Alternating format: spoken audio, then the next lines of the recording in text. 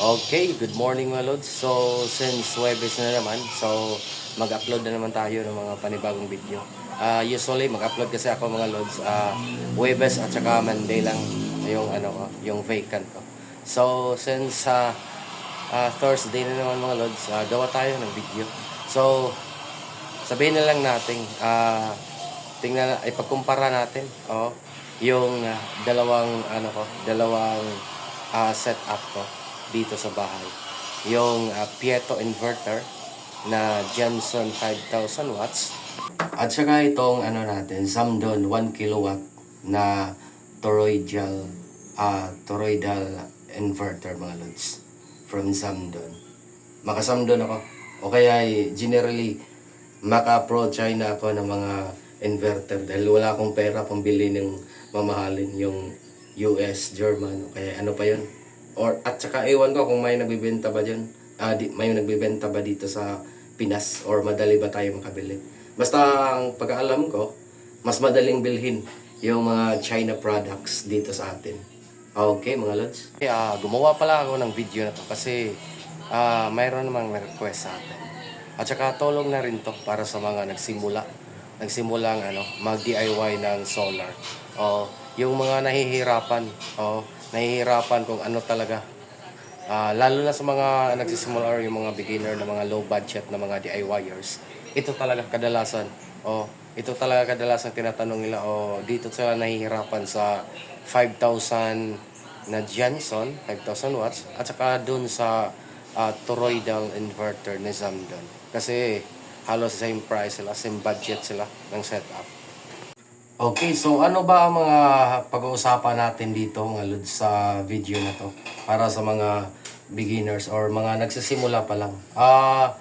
Pag-usapan natin yung design. Design or laki ng inverter natin para kasi i-consider din 'yun.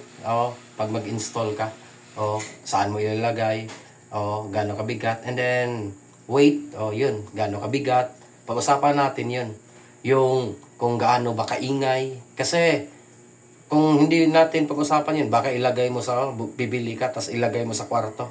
Tapos, ilang araw pa lang, magagambala pala yung tulog mo. Kasi ang ingay ng inverter na to, ganyan. So, pag-usapan natin pag-usapan natin kung gaano kaingay yung mga inverter na to. Kung pwede ba siya doon sa kwarto. At saka, importante yung efficiency. Kasi lalo na sa mga baguhan, yung sabihin natin maliitan pang yung budget. So, i-consider natin yan. Consider natin yung efficiency. And then, power quality. Yung, kung ano ba anong bad gadget ba or anong mga appliances ba ang mas maganda or maganda sa mga inverter na to. And then, kaya ba niya yung surge handling? Makapag-handle ba siya ng mga surge load? Yung mag-spike ng mga load. Pag-usapan natin dito, lalo na sa mga nagsisimula. Kasi, sa mga nagsisimula siguro, hindi pa nila alam yun. And then, pricing. Yung pricing, pwede naman hindi pag-usapan yan. Kasi, pag mag-DIY ka, siguro, nagre-research ka naman siguro. Patyagaan na lang. Patyagaan na lang patyagaan ng pag-search doon sa Shopee at sa Lazada. At saka inverter lang naman ang i-compare natin. Hindi na siguro itong mga breakers kasi nandiyan naman lahat. Halos the same lang naman yung mga breakers doon sa kabilang setup natin.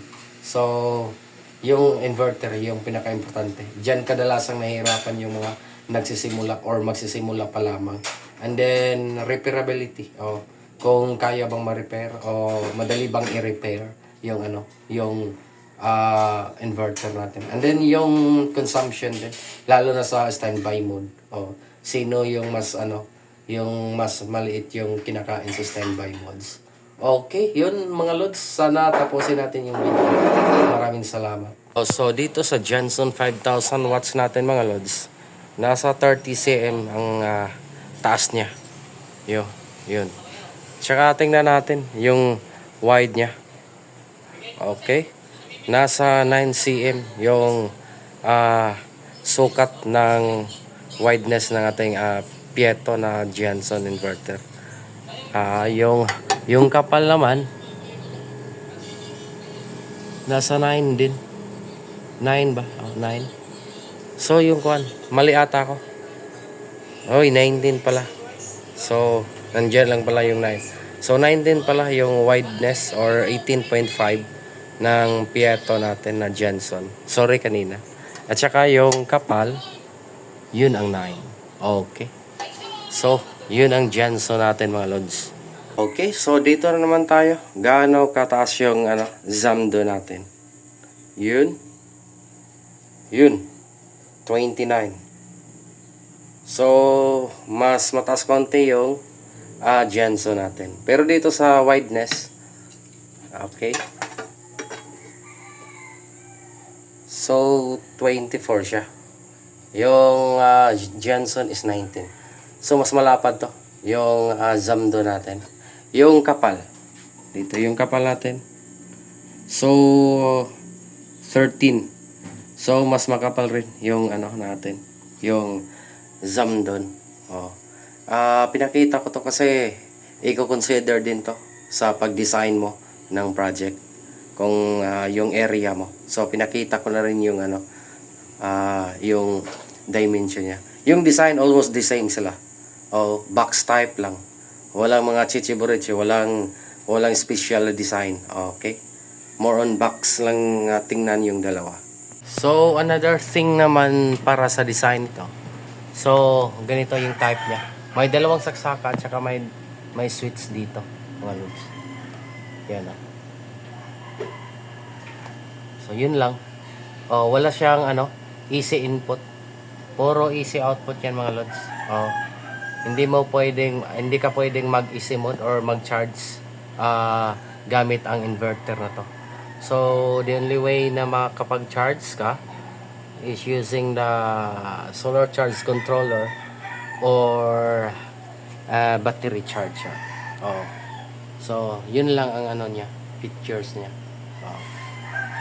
And then, sa design pala, ito, may ginawa akong trick. Kasi, pagbili ko, ito, nasa itaas yan. Baliktad yan. Baliktad yung cover niya. Bali ito, andun. Ikaso, pag ganyan ko, baliktad yung display. Di ka naman pwedeng ilagay yan sa, ilagay dito sa baba para tama pala yung display para hindi baliktad yung display. So, kailangan ilagay ito sa baba. Tas ito yung taas. Yan. Ang mangyayari, mahaba yung wire na gagamitin mo papuntang battery. Mahal pa naman yung wire. Yung ganito, metro nito is nasa 500. So, bibili ka ng isang metro. Tas dalawang wire. So, 1,000. So, yung ginawa ko para makapag-tipid or makatipid sa wire, ginawa ko ito sa baba. Tapos, tinanggal ko yung cover, binaliktad ko yung cover. So, okay na yung display. So, nag-fit naman yung mga screw, pero yung ibang screw hindi ko na naibalik. Yan. Pero okay naman. Yan. Naka-fix naman. So, yan yan ginawa ko palang adjustment dyan. Kasi, ito, yung display niyan, nandun yan sa taas. Tsaka baliktad pa. So, tinanggal ko.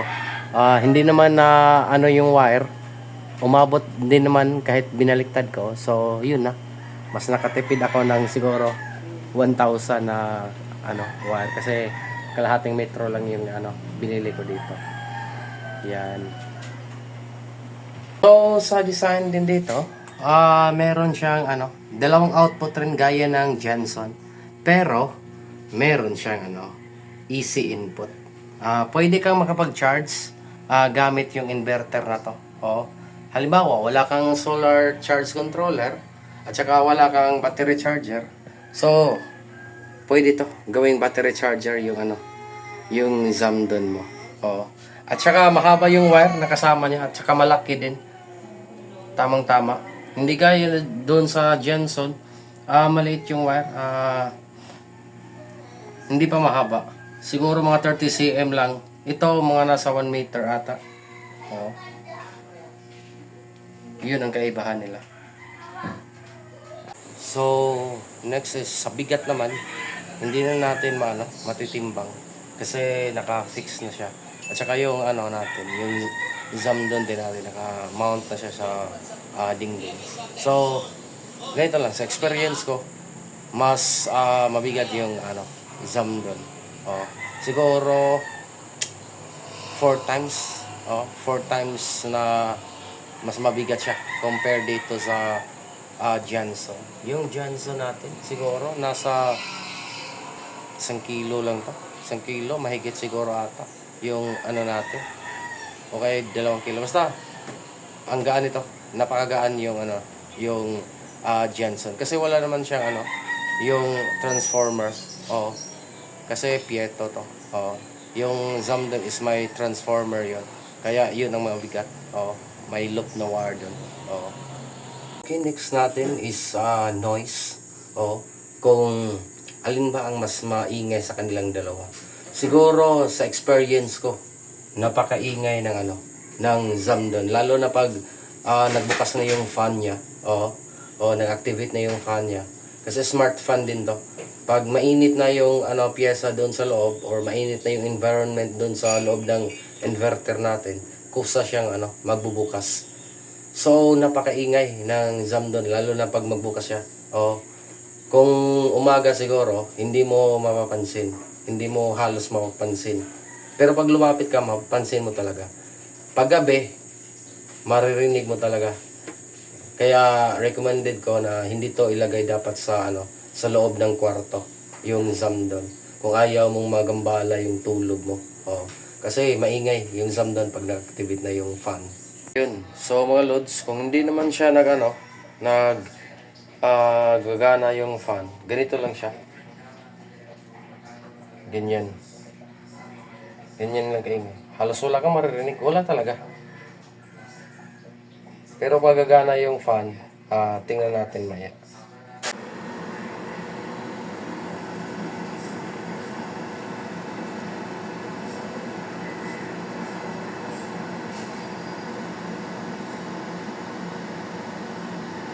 Yan, ganyan kaingay mga lods. Kasi malaki yung fan niya. Pag mag-activate yung yung fan ng Zamdon. Lapit na.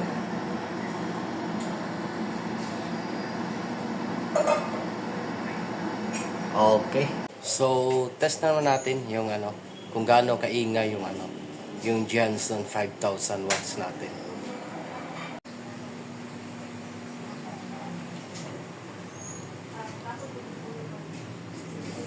So, ganyan lang pag hindi naka-on yung fan niya. So, tingnan nyo. Hindi naka-on. So, pag naka-on yung fan, pakinggan natin. Sa Johnson, kahit 600 na yung load, hindi pa siya nag-on. Yung mga fan niya. Siguro sa Zamdon to, mga 200, palagi na itong nag-on. 250, ganyan. 300. Pero dito hindi pa. Antayin natin yung Johnson. Tsaka dalawa yung fan dito, maliliit nga lang. Siguro kaya isang factor din to na mas tahimik siya compare doon sa Zamdon natin. So try natin mamaya kung mag-activate. Pakinggan natin. Yun, nag-activate na yung fan. Pakinggan natin, mute muna ako sa sandali.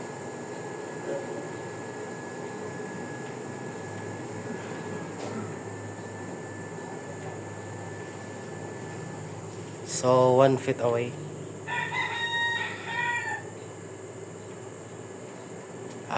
2 feet away.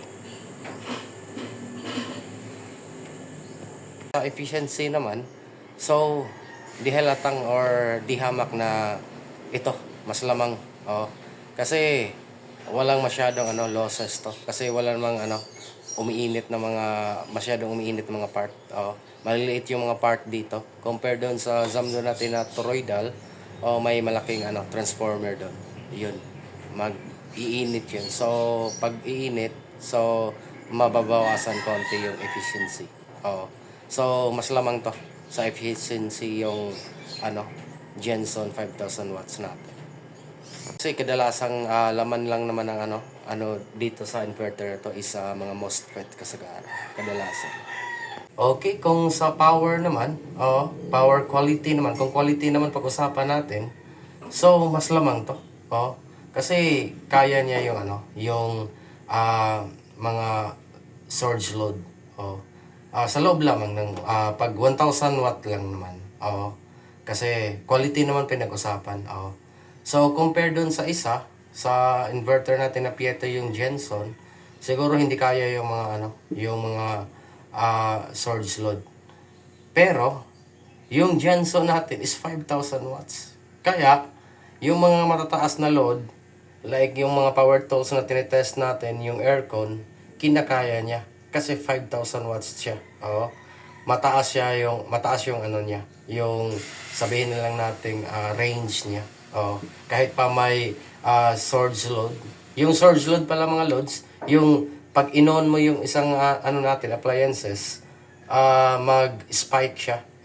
Mag-spike. Kadalasang mga appliances na nag-spike yung mga may motor, like refrigerator, aircon, chest freezer, yung mga like pump, yung mga motor type na mga appliances, yun ang may mga sabihin na nating nagkakaroon ng surge load o nag-spike yung wattage mo. Kahit sabihin na lang natin yung wattage nila is 200 watts, yung stable, pero pag nag-on yung motor nila, aabot yan ng 1,000 o kaya 1,200.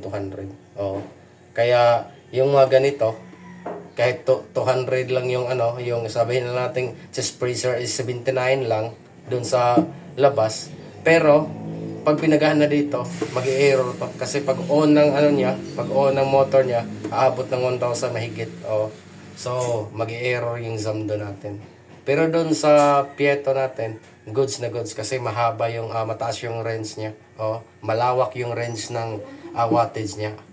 So up to 2,500 yung continuous niya. Kahit sabihin na lang natin 2,000, so pasok pa rin yung spike ng mga motor appliances natin. So kung quality naman pag-usapan, yung mababang mga motorized na mga appliances, mas good to. Kasi sabihin na lang natin, kahit araw-arawin mo yung gagamitin, tatagal yung inverter natin kasi dinidesign to para sa kanila. Para sa mga may mga surge load. Okay, so dito naman kung surge load naman pag-usapan natin.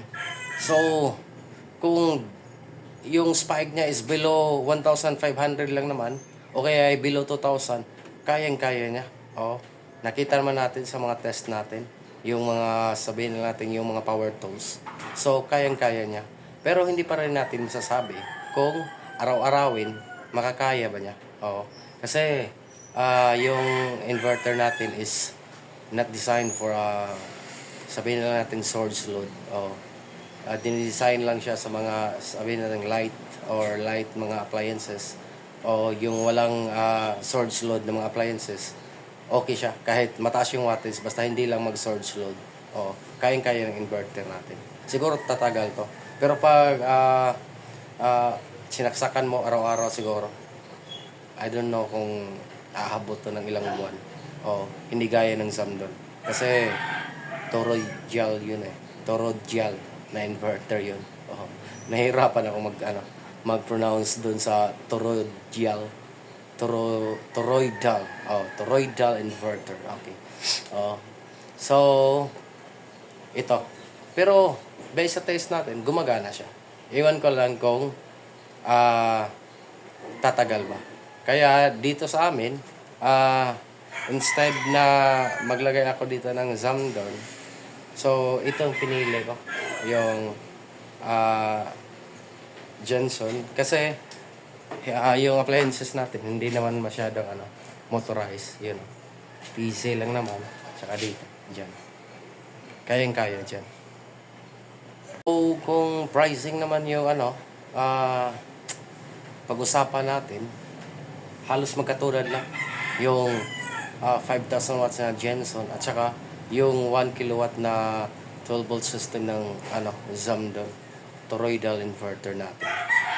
Ranging from 5,500 up to 8,000 I think. Oh, so parang gano'n na nga.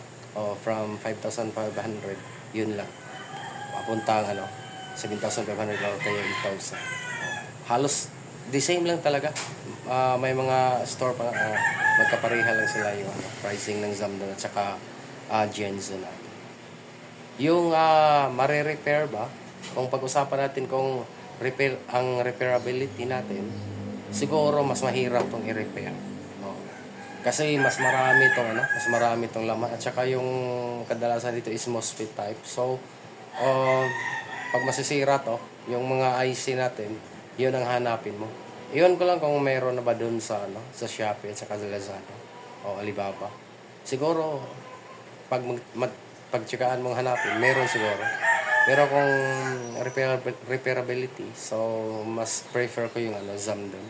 Kasi konti lang yung yung piyesa, so mas madaling ma-repair. Pero matagal din yan masira. Oh, yun dinidesign yun for long lasting mga toroidal na mga inverter. Ito I don't know kasi ilang weeks pa lang to sa akin. Sa battery consumption naman, if you're going to talk about battery consumption, so siguro mas matakaw to yung Zamdon. Kasi yung Zamdon natin may malaking transformer dito sa loob. So mag-generate siya ng heat. So pag mag-generate siya ng heat, so yun, yung nagko-consume yan ng power, mataas na power. So yun, siguro mas matakaw. Pero pag sabihin natin din na yung standby mode, mas matakaw pa rin to. Mas lamang to. Sabihin natin mas maraming kinakain na baterya to. Siguro aabot to ng 20 watts. Wala lang meter, pero yun ang kadalasan sinasabi nila. 15 to 20 watts yung kinakain nito. Pag naka-standby mode. Iwan ko lang. Kahit sabihin na lang natin 10 to 15 watts. Siguro matakaw pa rin yun. So tingnan natin kung matakaw ba yung yung sa baterya yung Johnson. May wattage doon. May display yung Johnson natin. So since naka-solar tayo, lipat muna natin sa natin. Dito sa Solico or sa grid company. So bababa yan. Ay, meron palang nakasaksak na rice cooker, nagluluto pa. So antayin natin maluto yung rice cooker. Okay, so yun, luto na yung rice cooker. So makikita natin yung standby mode ng Johnson 5,000 watts. Nasa 3 watts lang yung kinakain. Yun, dito nga 1.8 lang yung nakadisplay. So mas lamang to. At saka napansin ko rin kasi dito sa percentage natin, madalas ko na itong dito sa display natin, konti lang din yung nababawas, magdamag compare doon sa sa Zamdon natin. So yun mga lods, mas matipid to yung Johnson 5,000 watts kung battery ang pag-usapan, lalo na sa sa standby mode. Okay, yun.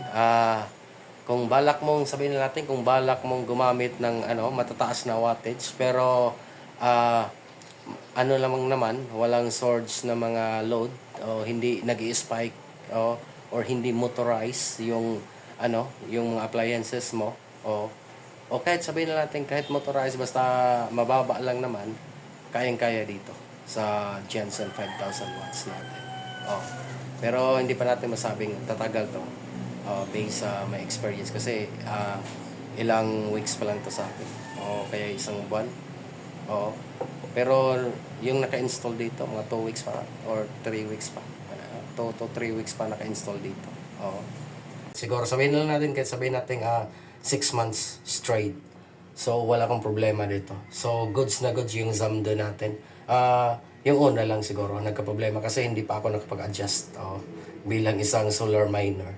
Nung nakapag-adjust naman ako, pagkalipas ng isang buwan, so okay na yung Zamdon natin. Hindi ko na minomonitor. Bihira na lang siguro. Okay. So pag gusto mong pang matagalan, ito Zamdon, subok ko na. subukan na. The same price as a Jensen 5,000 watts. Pero hindi ka pang makapag-aircon ito. Siguro yung mga power tools na mga sabihin natin mababa yung wattage like barina or drill, grinder, pam router, jigsaw. Kayang-kaya nito. Yung circular, hindi na kaya. Yung welding, di kaya. Oh. So, yung mga TV, 50 inches, 70 to 100 inches, kayang-kaya. Mga fans, goods na goods to. Tatagal. 100% tatagal. Kasi dinesign tong toroidal mga inverter for long last. Okay, mga lods. Okay, so kung parameters naman ang pag-usapan natin, paano iset? So, dito sa Johnson, wala ka nang kailangang iset. Walang pindutan dito. Walang mapipindot. Lahat ay preset na. Naka-preset na siya. Kung ano yung nakalagay dyan. Yung pagkabili mo, may nakaset na dyan sa loob ng Johnson natin. Preset na siya. Display naman dyan yung input voltage, yung wattage natin, kung ilang wattage yung nako-consume, and then output voltage, and then degree, at saka hertz. Naka-display na dyan. Pero hindi mo mabago yung settings ng Johnson hanggang panood ka na lang. Pero mas good to sa mga nagsisimula pa lang kasi plug and play lang siya. Hindi ka mahihirapan. Pagkatapos mo isaksak yung baterya, so gana kaagad yung Johnson natin. Unlike dito sa Zamdo natin, marami siyang may pindutan siya. Marami siyang i-set or parameters natin. So marami siyang pagpipilian mga lods. Yan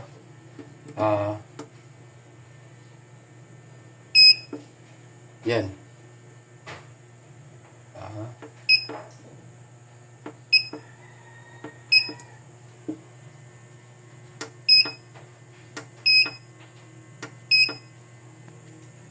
Yan mga lods. At saka may mga tutorial naman ako doon sa mga natin, yung mga lumang video.